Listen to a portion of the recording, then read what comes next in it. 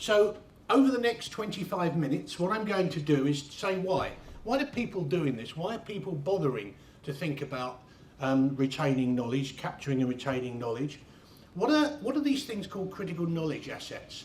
You heard from Dr. Peter earlier on about a process he uses, but actually that process has to produce something that's of value. And at the end, it's what every organisation has in the way of the assets it has. And how to measure, how do you measure? How do you assess the risk? And I'm going to share with you some examples at the end from accountancy, health and the nuclear industry. Because there is another way of looking at this thing called knowledge. Okay, just to situate this, if you, and I apologize, I'm expecting my colleagues to read this way, but that's unfair. But if you look at that, that's effectively what today's commercial reality is. All of you have heard over the morning a number of those ideas being espoused. A declining return on assets and relentless pressure on cost. Every organisation is trying to drive down cost. Certainly much shorter product and service life cycles. Short cycle product based working. People now do things in chunks. I come from a software background as well, where if you didn't get something out the door within a few months, you were toast. Global supply chains. One of the earlier speakers referred to the way that the US and the plane manufacturers look across the world. I mean, there's a company that I think there's a Chinese company, the biggest company you've never heard of, called Li and Feng, I think they are, who produce goods for the American market for something called the Avenue or something like that. Anyway, and they guarantee within 30 days of getting an order, an idea, they'll have it on the shop floor in America. Certainly increased partnering relationships.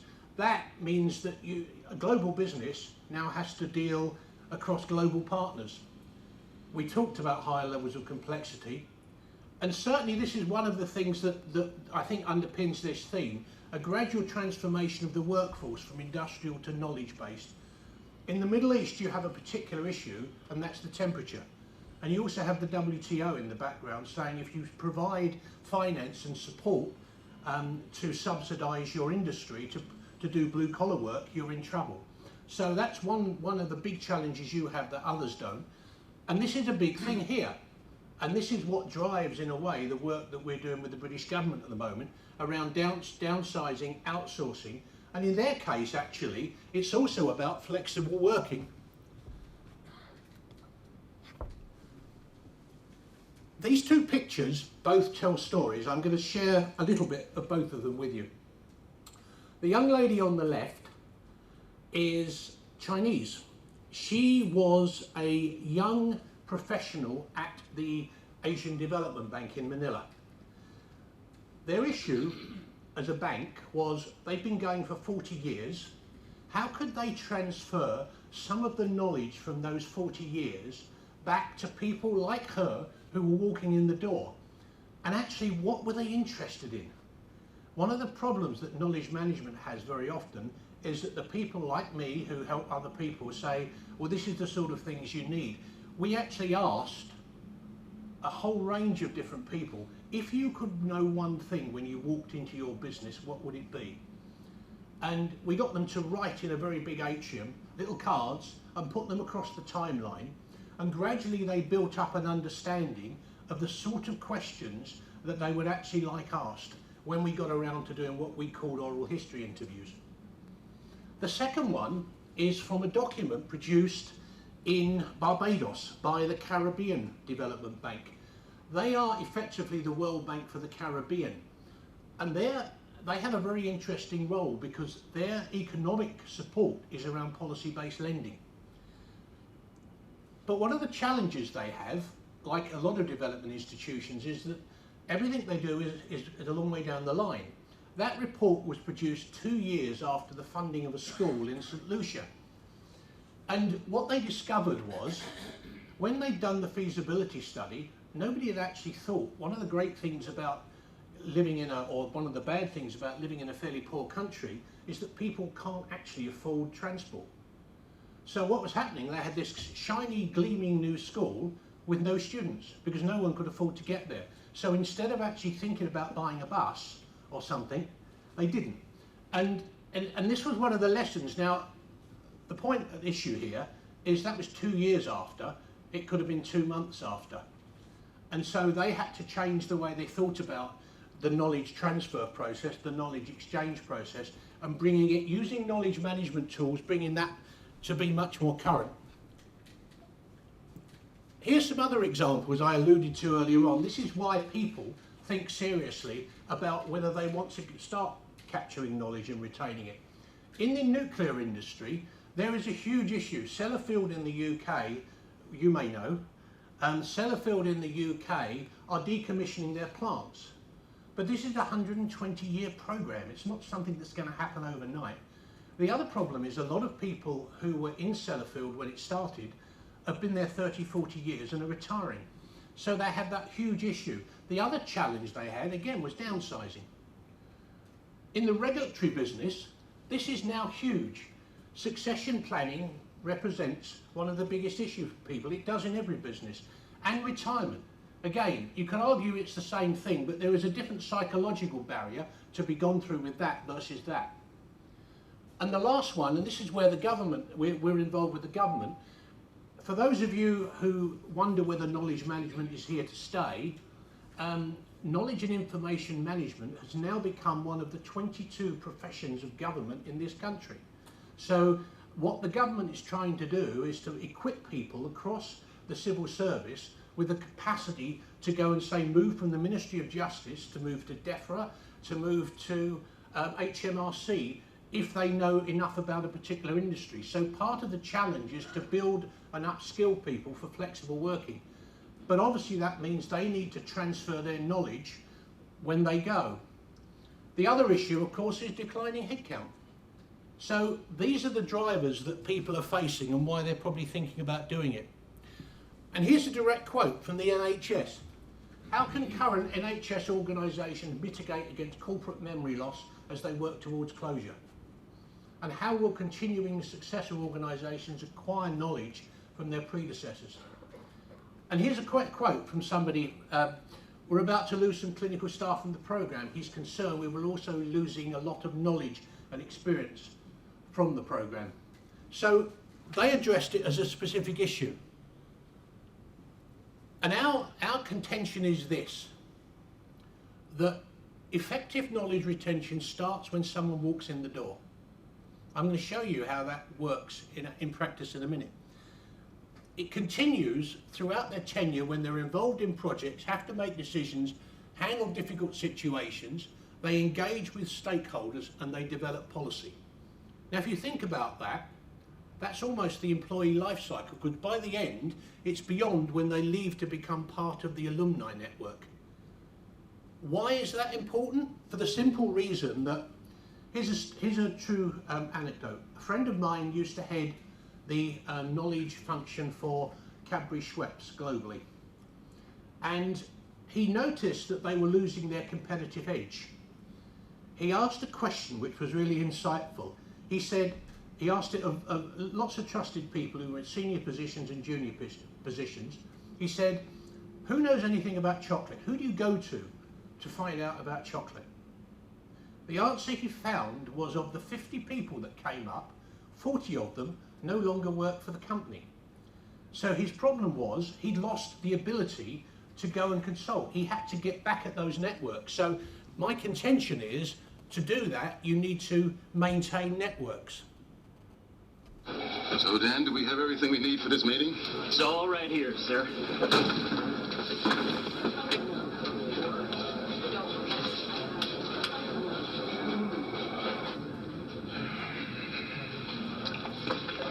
Is your data backup as reliable as it should be? Don't worry, sir. He told me everything. Ours is BrightStore storage software from computer.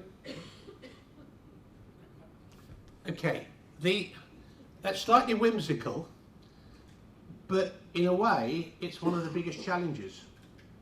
And you imagine that when someone walks out the door, if it's not just the way they save things, it's the way they think about things, it's the networks that they take with them, as I said. Does anybody know where that is? Yes, what? Correct. Very good. I'm fascinated, not just because my wife's Portuguese and we have a place near there, it's also because this was almost one of the earliest examples of knowledge management there is, and good knowledge transfer. The Portuguese explorers were amazing people. Henry the Navigator was one of the early instigators of something called the Sagres School of Navigation. Sagres is a little fishing village on the southwest of Portugal. It's the furthest most point on the Atlantic, and it's the place from which people used to set out when they went on voyages. The relevance of that is that in about 1484 he set up this school of navigation where people went before they went to voyages, and he got people together who actually knew something about the waters they were going to, and they had what we call today in knowledge management terms peer assists. He got people together, they exchanged knowledge, they talked about what was going on. 5 years later, when they came back, one of the things they found, which was really interesting, was that people then came back and shared what they'd experienced. They'd kept charts on the way. That was the Academy of Navigation, the School of Navigation. It's worth a visit if you ever go to Portugal, but it's still there. And what's interesting is the principles that were going then are exactly the same as you have today in any business. We all, in England, we're still sort of basking in the afterglow of the Olympics. And one of the symbols for me of knowledge transfer, you wouldn't think the Olympics is the best example of knowledge exchange in the world. I would possibly contend it is, because if you imagine the torch as a metaphor, what actually happens is the Olympic movement take the torch and they hand it over to the next city, the next host city. Hands up, how many, give me a number, how many processes do you think, examples of knowledge exchange, do they go through? Wild guess.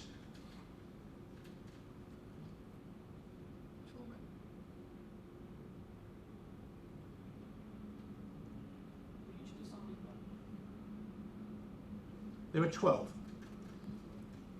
I won't go through all of them, other than to say this process has been going on for Brazil since Brazil were awarded the Games. And what actually happens there are visits, there is a shadow team, there are 39, I think, training manuals, which are updated by one city for the host city. There are shadow visits. The Russians, who I think are hosting the Winter Olympics, have had 5,000 people in the UK for the whole period of time, just shadowing and understanding. And what happens they write knowledge papers of about 10 pages, which are handed over to the new host city. The other thing they do, which just shows it's not about codifying it on paper, they all make videos. They give people little video cameras. So when they're constructing things or they're doing something that's quite different, they take a video camera out with it. So there are video diaries as well. So the whole nuclear movement actually transfers the knowledge from one games to the next. I'm quoting, you heard a number of quotes. I'm using this purely because people revere the World Bank. And I know them quite well, but it's not the reason. That is an interesting definition because for us it talks to the idea that knowledge is about insight for decision making. And its characteristics are unique. It doesn't depreciate with use, it's intangible. It is difficult to measure, but it requires continuous feedback to ensure relevance, influence and use. And here's the thing, it's difficult to codify, it's tacit, but it's at the core of social interaction. I would agree totally with Dr. Peter that the iceberg is a good analogy and that 2/3 of what an organisation knows is probably under the waterline. I don't want to drown you in using the same water analogy. I don't want to drown you in science, but all I would say is any assessment in any knowledge program has these sort of component parts. What I'm focusing on really here is about diagnosis and strategy, and I think Dr. Peter was doing the same thing. The one thing that I didn't hear at the end, which I think is key, are these aspects of it, which are measurement and evaluation. For you use the word in your conference about sustainability. If you don't do these, you don't get a sustainable knowledge management initiative, in my view. This is too complicated to spend time on, other than to say this is at the backbone of the sort of questions and the sort of methodology that someone would be asking if they were trying to assess whether an organisation, how good an organisation was at about to do knowledge management, or identifying what critical knowledge actually is in the business. It's based upon the MAKE survey, it's based upon what the nuclear industry does, and it's based upon work that we've done in the Caribbean and indeed in Asia. Measurements. Very, very quickly, because I know there's time issues, this, and you'll see it when I hand the slides out, so don't worry, you can't read it, it's deliberate. What that is a way of assessing whether knowledge is critical or not in a business. Can we afford to lose it, or can we not afford to lose it? So there are a set of questions and a set of scores that the NHS now apply when they're trying to decide whether they should follow someone's career when they're leaving or not. So there are people who will actually go through that process. The nuclear industry is much more scientific. What it does is say, okay, there are different types of knowledge that are really valuable to us as a business. And it's codified. This is the explicit knowledge. It's put in certain places. And we have mechanisms. We talked about communities of practice. We talked about peer networks. It has ways of sharing those into lessons learned. But also, there is a big issue about knowledge loss. Now, if somebody walks out who actually is the only person who knows how to do a particular technique, then there is a problem. So this is where they start to think about, do they have cover? And they will, as I'm going to show you, what they will do is start to measure the individual risk. And they will maintain it. So what's the effort to retain the knowledge? And I'll show you a graph in a minute just to illustrate that. But there is a hugely scientific process, and what they don't want is to get too many of these critical and unique situations. The way they work is they share each profession, dare I call it that, each expertise within the nuclear industry, and they put somebody as the head of that, and they give them ownership and responsibility for trying to manage people's talent. So they have a talent management program, if you like, and they assess individually what the scores are. I'll show you in a minute their process for, once they've decided that somebody is really key and they can't afford, if they go, that they need to understand what they know, how they manage to capture that. It looks lovely in this colour, but what I wanted to just illustrate was they would end up with something like this. A graph that, a little favoured by many consultants, a 4-quadrant diagram here, where you actually decide whether, going back to what I just showed you, the critical risk of something leaving, it might be high risk, but actually it's not going to cost you much to collect it. But it might be that it's just a couple of interviews which you capture, you might do a video thing, but it might be that actually one of the people is so important that it's high risk, but it's high capture cost. So what they might do is have like a lunchtime session or an audience where they get a lot of people together and encourage them to understand what's going on and what this guy's taking with him. And just a couple more slides before I finish. What I tried to do here is to illustrate to you that as you go through, if you think about mapping the capture process to the employee lifespan, so that you're thinking about at the beginning what knowledge somebody's bringing into the organisation, you can actually start to prepare. And here are some of the ways, as they go through their organisation, that you can capture what they actually do know and what they're willing to share. That's an example from the health industry. This, where they talk about learning after, this is where they've spent their time in terms of capturing the downsizing. So they spend time on what they call it knowledge harvesting. You'll find there are all sorts of phrases that emerge. But they've accepted the fact as well, there is this thing called knowledge assets in a business. And identifying the knowledge assets are hugely important to any business if you're going to stay in business. The nuclear industry, as I said, does it by creating a special website of all of the critical knowledge. They call it the ROC program, but it's a very clever way of just actually saying, stand up and listen, this is important. This is actually the sort of knowledge that is critical for us to stay in business. And finally, we were talking earlier on in one of the coffee breaks. This is from an actual example. A friend of mine used to run one of the accountancy practices in Canada. And he was responsible for an onboarding process, the process by which you bring new hires on board. And he said there were two things stuck out in his mind when he first went there. Firstly, he was a senior man joining the organisation. His first problem was he was given a telephone and he didn't know how to work it. And it took him 2 weeks to find out because it was so complicated, and he said there was no way of knowing. Trite, but actually it proved to be an impediment for him doing business. One of the senior team, who was not from the accounting industry, turned up, and she found it impossible to go to meetings and not feel an idiot because she didn't actually know the jargon that was being used. She couldn't get up to speed. So what they created was like a Wikipedia, a glossary of terms within that organisation, which they developed into an app.